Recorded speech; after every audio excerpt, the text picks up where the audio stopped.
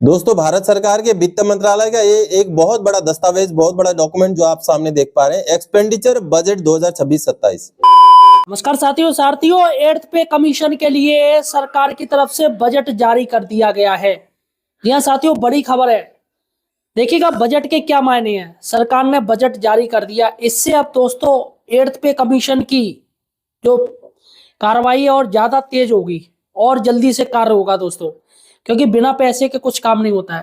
दोस्तों मैं आपको बताऊंगा कि 8th पे कमीशन के लिए उनके कमेटी मेंबरों के लिए पूरे प्रोसीजर के लिए सरकार की तरफ से कितना बजट जारी किया गया है, ये आपके लिए जानना बहुत जरूरी है। इसके साथ ही दोस्तों हर कोई चाहता है कि जल्दी से जल्दी 8th पे कमीशन अपनी सिफारिशें लागू करे, जिससे कि तमाम कर्मचारी और पेंशनर को ज्यादा से ज्यादा लाभ हो सके। इसके लिए दोस्तों वित्त मंत्री निर्मला सीतारमण जी द्वारा विशेष बजट का प्रावधान किया गया है 8th पे सीपीसी के लिए। आखिर कितना बजट है दोस्तों, इस वीडियो में आपको बताने जा रहा हूं। अतः साथियों, सही और सटीक जानकारी के लिए आप हमारे channel the financial helpers channel को सब्सक्राइब जरूर कीजिए। दोस्तों, भारत सरकार के वित्त मंत्रालय का ये एक बहुत बड़ा दस्तावेज, बहुत बड़ा डॉक्यूमेंट जो आप सामने देख पा रहे हैं, expenditure budget 2026-27, ministry of finance budget division incorporating notes of demand for grants, यानी कि जो ग्रांट्स दिए जाते हैं उनको लेकर के जो डिमांड होता है, वो डिमांड का ये डिटेल्स आप देख पा रहे हैं। यहां पर आपको मैं 8वें पे कमीशन से जुड़ा हुआ डिपार्टमेंट ऑफ एक्सपेंडिचर ने क्या डिमांड रखा था यह आगे समझाऊंगा, क्योंकि खबर जो निकली है दोस्तों कि अब डिपार्टमेंट ऑफ एक्सपेंडिचर के लिए 8वें पे कमीशन से जुड़े हुए कुछ खर्चों के लिए पैसे आवंटित कर दिए गए हैं। चलिए, इसमें डिमांड नंबर 31 है जिसको हमें समझना पड़ेगा। डिमांड नंबर 31 में ही डिपार्टमेंट ऑफ एक्सपेंडिचर ने पे कमीशन को लेकर के कुछ ग्रांट्स के जो है मांग की थी, कुछ बजट की मांग की थी, जिसको अलॉट कर दिया गया है, जिसको जो है धार्य कर दिया गया है। दोस्तों, डिपार्टमेंट ऑफ एक्सपेंडिचर का डिमांड नंबर 31, ये जो आप देख पा रहे हैं डिपार्टमेंट ऑफ एक्सपेंडिचर का, यहां पर 8वें पे कमीशन के लिए जो डिमांड रखी गई थी, इसका मैं थोड़ा सा आपको जूम करके दिखा देता हूं। ये देखिए, ये अगर आप देखेंगे establishment expenditure of the centre, यहां पर कई सारे एस्टैब्लिशमेंट के लिए पैसे मांगे गए थे। जहां पर 4 नंबर का आप देखेंगे तो 8 सेंट्रल पे कमीशन के लिए भी पैसे मांगे गए थे। अब इसका कितना कितना अमाउंट मांगा गया था, ये आगे मैं आपको दिखाता हूं। 2026-27 का ये जो फाइनेंशियल ईयर है, ये वाला, ये देखिए बजट 2026-27, जिसमें रेवेन्यू कैपिटल, अब रेवेन्यू के हेड में कितना पैसा मांगा गया, ये देखिए 21.32 करोड़ रुपए, और कैपिटल हेड में मांगा गया 2.10 करोड़, यानी कि टोटल मिलाकर 23.42 करोड़ रुपए की मांग की गई थी।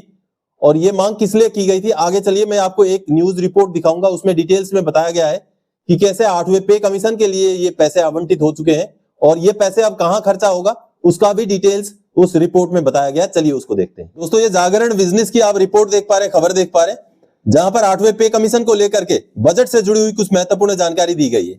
8 पे कमीशन बजट में सरकार का बड़ा ऐलान, सैलरी पेंशन में जल्द बढ़ोतरी का रास्ता साफ, मिला इतना बड़ा फंड। देखिए फंड कहां मिला और कहां खर्चा होगा, आप देख पा रहे हैं। 8 पे कमीशन, केंद्र सरकार ने 8वें वेतन आयोग के खर्चों के लिए बजट में 23.42 करोड़ रुपए का प्रावधान किया है, जो मैंने अभी थोड़ी देर पहले आपको दिखाया, सरकारी दस्तावेज में दिखाया। यह केंद्रीय कर्मचारियों और पेंशन भोगियों के वेतन व पेंशन में बढ़ोतरी की तैयारी का संकेत है। वित्त मंत्रालय ने आयोग के गठन और कामकाज के लिए यह राशि आवंटित की है। इससे 50 लाख कर्मचारियों और 69 लाख पेंशनर्स के वेतन ढांचे की समीक्षा का रास्ता साफ हो गया है, जिससे भविष्य में बेसिक सैलरी और भत्तों में वृद्धि की उम्मीद है। देखिए दोस्तों, पे कमीशन अभी तक इसलिए ठीक से काम नहीं कर पा रहा था कि उसके लिए बजट नहीं आवंटित था, लेकिन अब पे कमीशन को अपना काम शुरू करने के लिए बजट मिल चुका है। जैसे कि इस रिपोर्ट में आप देख पा रहे हैं, 8वें वेतन आयोग के लिए 23.42 करोड़ का बजट प्रावधान किया गया है। केंद्रीय कर्मचारियों और पेंशनर्स की सैलरी पेंशन में बढ़ोतरी की तैयारी शुरू हो गई है। आयोग जल्द रिपोर्ट सौंपेगा।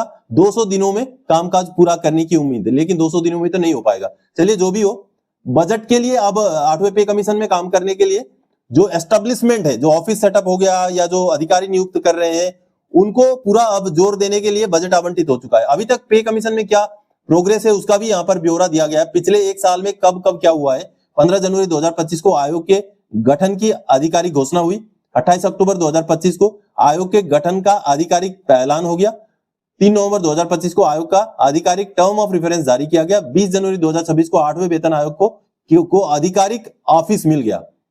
28 जनवरी 2026 को चीफ विजिलेंस अधिकारी की नियुक्ति हो गई और 1 फरवरी 2026 को आयोग के लिए 23.42 करोड़ रुपए आवंटित कर दिए गए। ये दोस्तों ये कोई पे बढ़ोतरी, पेंशन बढ़ोतरी का जो है अमाउंट नहीं है। ये अमाउंट केवल 8वें पे कमीशन का जो ऑफिस का खर्चा है उसको लेकर के ये जो है पैसा आवंटित किया गया है। आयोग को मिला कितना पैसा, कहां होगा खर्च, ये देखिए बजट 2026-27 में इसके लिए 23.42 करोड़ रुपए का प्रावधान किया गया है। इसमें से लगभग 21.32 करोड़ रुपए राजस्व व्यय, रेवेन्यू एक्सपेंडिचर और 2.10 करोड़ रुपए पूंजी व्यय यानी कि कैपिटल एक्सपेंडिचर के तौर पर रखे गए हैं। यह पैसा आयोग के गठन, स्टाफ, दफ्तर, रिसर्च और प्रशासनिक खर्चों के लिए होता है। अभी यह वेतन बढ़ोतरी का पैसा नहीं है, बल्कि आयोग की काम शुरू करने की तैयारी का बजट है। तो कहीं ना कहीं 8वें पे कमीशन का तैयारी वाला बजट दिख रहा है दोस्तों। तो साथियों देखा आपने किस तरीके से सरकार ने 8th पे कमीशन को ज्यादा से ज्यादा तेजी से कार्य करे, और तेजी से कार्य कब करेगा, जब पैसा होगा। सीधी सी बात है, भूखे पेट दोस्तों कोई काम नहीं हो सकता है।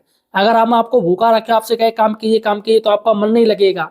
तो वैसे ही दोस्तों बिना पैसों से कोई कार्य नहीं हो सकता है। तो सरकार ने ये बजट जारी किया है जिससे कि जल्दी से जल्दी ये कार्य पूरा हो सके। तो फिलहाल साथियों आपको क्या लग रहा है कि सरकार ये 8th CPC कब अपनी फाइनल रिपोर्ट सरकार को दे सकती है, और कब से 8th पे कमीशन लागू हो सकता है, ये मुझे कमेंट सेक्शन में जरूर बताइएगा। धन्यवाद साथियों।